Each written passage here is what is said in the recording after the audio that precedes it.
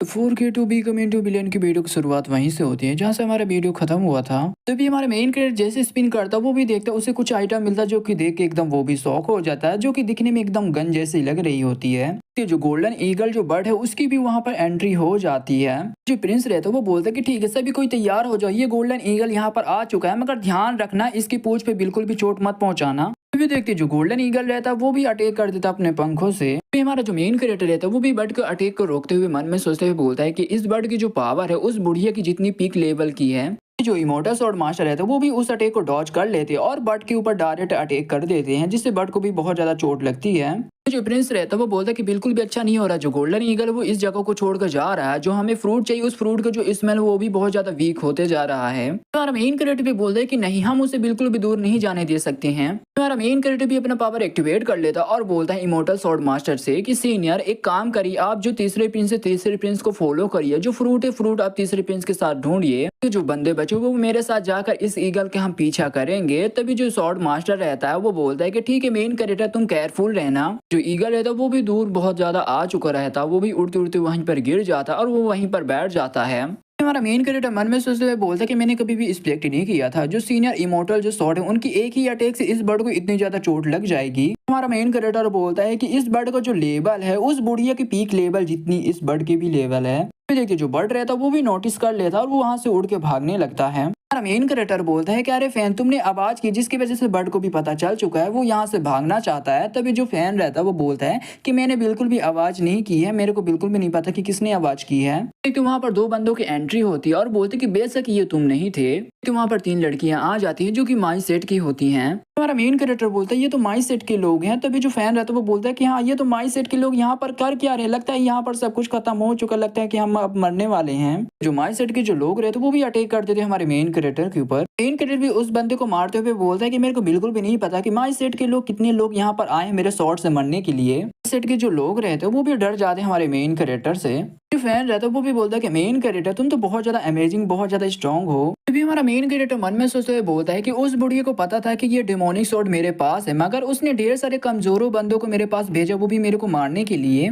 जो हमारा main character रहता है उसे भी नोटिस हो जाता है, वो बोलता है कि नहीं उस बुढ़िया के हम टारगेट बिल्कुल भी नहीं है, उस बुढ़िया का कोई दूसरा टारगेट है, तो प्लीज जल्दी चलो वहां पर। मेन कैरेक्टर वहां से जाते हुए बोलता है कि मेरे को डर है जो तीसरे प्रिंस है तीसरे प्रिंस के ऊपर भी अटैक हुआ होगा, तो मैं जा रहा हूँ उन्हें सपोर्ट करने के लिए, इन बंदों को मैं तुम्हारे ऊपर छोड़ता हूँ। तभी जो फैन रहता है वो भी बोलते है कि चिंता मत करो। देखते जो माई सेट की जो दोनों लड़कियां रहती वो भी हमारे मेन कैरेक्टर के ऊपर अटैक करते हुए बोलती है कि तुम कहाँ पर जा रही हो। कि उनके अटैक के सामने फांग आ जाता, उसके साथ एक और बंदा आ जाता और बोलता है कि लड़कियों तुम हमारे साथ लड़ो। जो फांग रहता है वो बोलता है कि इसके बारे में मत सोचो, तुम जल्दी से जल्दी यहाँ से जाओ। तभी हमारा मेन कैरेक्टर भी वो भी मन में सोचते हुए बोलता है कि इसका मतलब वो जो बुढ़िया है बुढ़ी वो तीसरे प्रिंस को मारना चाहती है, तीसरे प्रिंस उसके टारगेट है, मगर बुढ़िया को पता रहना चाहिए जो स्वॉर्ड इमोर्टल मास्टर है वो प्रिंस को प्रोटेक्ट कर रहे हैं। बुढ़िया फिर भी तीसरे प्रिंस के ऊपर अटैक करना चाहती है, तो इसका मतलब ये हो सकता है जो बुढ़िया वो सीनियर स्वॉर्ड इमोर्टल से स्ट्रॉन्ग हो सकती है। हमारा मेन कैरेक्टर बोलता है ये तो फ्लूट साउंड आ रहा है। तभी देखिए उसके आसपास से ढेर सारी हड्डियां निकलने लगती हैं। हमारा मेन कैरेक्टर भी ढेर सारी हड्डियों को मारते हुए बोलता है कि लगता है यहाँ पे इन हड्डियों को कोई कंट्रोल कर रहा है, यहाँ पर है कौन। लड़की को दिखाया जाता है, इस लड़के का नाम रहता है मुंह। तभी ये जो मुंह रहते वो बोलती है कि मेरे को काम मिला है, मैं तुम्हें यहाँ पर रोक कर रखूँ। हमारा मेन कैरेक्टर भी मुंह के ऊपर अटैक करते हुए बोलता है कि अच्छा तुम मुझे यहाँ पर रोकना चाहती हो, तुमने जितने भी बुरे काम किए उसके लिए मैं आज तुम्हें मारूंगा, आज मैं तुम्हें पनिश करूंगा। वे जो मुंह रहती वो भी उस अटैक को डॉज करते हुए बोलते हैं कि जो हमारी लीडर है हमारी लीडर ने इस दुनिया को बचाने के लिए ये सब कुछ कर रही है, तुम बिल्कुल भी समझ नहीं सकते हो क्योंकि तुम बहुत ज्यादा स्टूपिड हो। तो मुंह रहती वो फिर से फ्लूट बजाने लगती है और ढेर सारे जो आसपास की जो हड्डियां रहती है उन्हें कंट्रोल करके हमारे मेन कैरेक्टर के ऊपर अटैक करवाने लगती है। हमारा मेन कैरेक्टर भी मन में सोचते हुए बोलता है कि डैमेट लगता है ये माई सेट के लोग हैं जो कि मर चुके, जो कि इन्हें कंट्रोल कर रही है ये लड़की। मेन कैरेक्टर ढेर सारी हड्डियों को मारते हुए बोलता है कि यार यार ये तो बहुत सारे हैं, लगता है कि इसमें बहुत ज्यादा टाइम लग जाएगा मेरे को। मेन कैरेक्टर बोलता है कि अब मुझे पता चल चुका है कि मेरे को क्या करना है, इतना बोल के अपना स्पेस रिंग वहां पर फेंक देता और बोलता है कि गो मेरी पपेट। जो मुंह रहती है वो भी कंफ्यूज हो जाती है क्योंकि उसकी तरफ भी स्पेस रिंग आ रहा होता, वो कंफ्यूज होते हुए बोलती कि उसने बोला जिया इधर कंफ्यूज मत होना, जिया मैं बता दूं किसका नाम है, जिया हमारी पपेट का ही नाम है क्योंकि मैं उसे पपेट ही बुलाता हूँ, हमारा मेन कैरेक्टर उसे जिया ही बुलाता है। जो मुंह रहती है वो भी उस स्पेस रिंग को डॉज कर लेती है, मगर उस स्पेस रिंग से हमारी पपेट निकलती है, जो मुंह के पास जो छोटे बच्चे की जो हड्डी रहती है उसे पकड़ लेती है। वो जो मुंह रहती है वो भी गुस्सा करते हुए बोलती है मेरे भाई को छोड़ दो। हमारा मेन कैरेक्टर भी मन में सोचते हुए बोलते हैं कि अच्छा ये इसका भाई, ये तो एक अच्छा बेट है। तभी हमारा मेन कैरेक्टर बोलते हैं कि ठीक है सबसे पहले इन हड्डियों को तुम हटाओ। मुंह भी बोलती है कि ओके ठीक है, इतना बोल के वो भी ढेर सारी हड्डियों को हटा देती वहां से। भी हमारा मेन कैरेक्टर भी उसके भाई की हड्डियों को लौटा देता, उसके ऊपर शॉट तान लेता और बोलता है कि तुम्हारी भी तो एक फैमिली है, तो तुमने माई सेट को क्यों ज्वाइन किया। अभी जो मोह रहते वो बोलते हैं कि जो माई सेट के जो लीडर के पास एक टेक्निक है जिसके वजह से जो मरे हुए बंदे हैं उन्हें फिर से जिंदा किया जा सकता है, तो इसीलिए मैं अपने भाई को जिंदा करने के लिए माई सेट के पास गई थी और माई सेट को मैंने ज्वाइन कर लिया है। फिर हमारा मेन कैरेक्टर भी मन में सोचते हुए बोलता है कि वो अपने भाई के लिए ये सब कुछ कर रही है, वो भी एक गरीब लड़की है। फिर हमारा मेन कैरेक्टर पूरी टेक्निक दे देता है और बोलता है कि ये लो टेक्निक, इस टेक्निक की मदद से तुम अपने भाई को फिर से जिंदा कर सकती हो। फ्यूचर में चल के माई सेट यानी उस बुढ़िया के लिए तुम्हें बिल्कुल भी काम नहीं करना है। तो मोह रहती वो भी बोलती कि थैंक यू, आपने मेरे को ये टेक्निक दी है। हालांकि जो मास्टर यूंग जियान है वो भी बहुत ज्यादा अच्छी हैं। दिन कटो कराता है बुढ़िया की ओर, जहाँ पर जो बुढ़िया रहती है उसकी भी पावर बढ़ जाती है और वो पागलों की तरह हंस रही होती है और स्वॉर्ड मास्टर के ऊपर अटैक करती है, मगर स्वॉर्ड मास्टर भी उसके अटैक को डॉज कर लेते हैं। मगर जो दूसरा अटैक रहता है वो स्वॉर्ड मास्टर को लग जाता है। जो प्रिंस रहता है वो भी स्वॉर्ड मास्टर की ओर आता है और बोलता है स्वॉर्ड मास्टर कि आप ठीक हो। तभी जो स्वॉर्ड मास्टर रहता है वो बोलता है कि प्रिंस मेरी चिंता मत करो, मैं ठीक हूँ, मैं इसे संभाल लूंगा, आप यहाँ से भागो। बुढ़िया भी अटैक करते हुए बोलती है कि यहाँ से कोई भी भागने वाला नहीं है। तभी देखती वहाँ पर हमारा मेन कैरेक्टर आता है, अपने शॉट से उसके अटैक को रोक लेता है। हमारा मेन कैरेक्टर बोलता है कि बुढ़िया देखो हम फिर से मिल चुके हैं।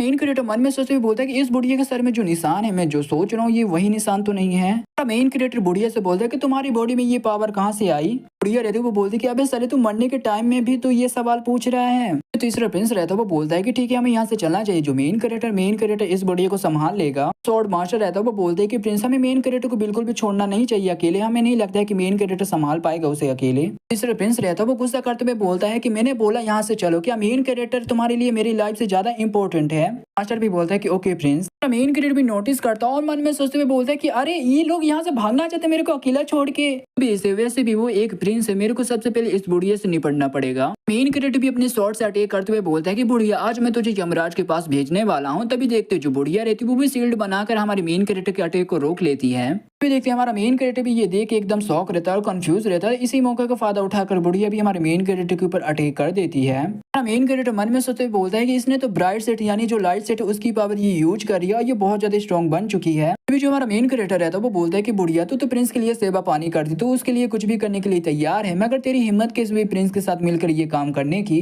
बुढ़िया भी बोलती लगता है तुम इस मामले में कुछ ज्यादा ही जानते हो, मैं तुम्हें जिंदा बिल्कुल भी नहीं रख सकती हूँ। पीछे से हमारी पपेट आती है AK-47 लेके और ढाढा उस बुढ़िया के ऊपर चला देती है गोली। की भी गोली लग जाती है। बुढ़िया भी एकदम शॉक और कंफ्यूज हो जाती है कि ये कौन सा अटैक है और बोलती कि बच्चे तेरी हिम्मत कैसे भाई ये इतना ज्यादा घटिया पपेट से मेरे ऊपर हमला करने की। इतना बोल के पपेट का जो हाथ है उसे काट देती है। तभी हमारा मेन कैरेक्टर भी चिल्लाता है कि बुढ़िया। तभी बुढ़िया बोलती है अरे तू तो मेरे पीछे आ गया। तभी देखते जो हमारे मेन कैरेक्टर के बाद जो शॉर्ट बेंडर रहता है वो बहुत ज्यादा ग्लो करने लगता है। हमारा मेन कैरेक्टर अपना शॉर्ट बुढ़िया की बॉडी की आर पार कर देता और बोलता है बुढ़िया हमारे बीच की जो दुश्मनी है वो खत्म हो चुकी है। अब बोलती कि अरे यार मेरे पास कोई रास्ता भी नहीं है इस शॉर्ट से बचने की, लगता है कि मैं अब यहाँ पर मर जाऊंगी। देखिए जो बुढ़ी रहती है उसकी कंप्लीटली मौत हो चुकी रहती है, वो कंप्लीटली मर चुकी होती है। तभी हमारा मेन कैरेक्टर मन में सोचते बोलता है कि चलो ये प्रॉब्लम तो सॉल्व हो चुकी है, पेंडेंट में तो क्रैक आ चुका है, ये तो बहुत ज्यादा खतरनाक था, मेरे को डर था, मेरे पास गन नहीं होती तो मैं यहाँ पर मारा जाता और मेरी पपेट भी टूट चुकी है तो मेरे को उसे फिर से बनाना पड़ेगा। मेन कैरेक्टर भी नीचे देखता और बोलता बॉडी कहाँ पर गई, बॉडी तो यहाँ से गायब हो गई। वहाँ पर एक लड़की आ जाती है, बोलती कि तुम पहले इंसान हो जो कि तुम मेरे को इस तरह से देख रहे हो। मेन कैरेक्टर भी उस लड़की को अच्छे से देखता और एकदम शॉक हो जाता है क्योंकि ये हमारी महारानी रहती है। और हमारा मेन कैरेक्टर बोलता है कि महारानी तुम के साथ ये वीडियो यहीं पे खत्म होता है। तो वीडियो बनाया तो लाइक करना, चैनल मैंने सब्सक्राइब करना। तो मिलते किसी अगली वीडियो के लिए, तब तक के लिए बाय बाय।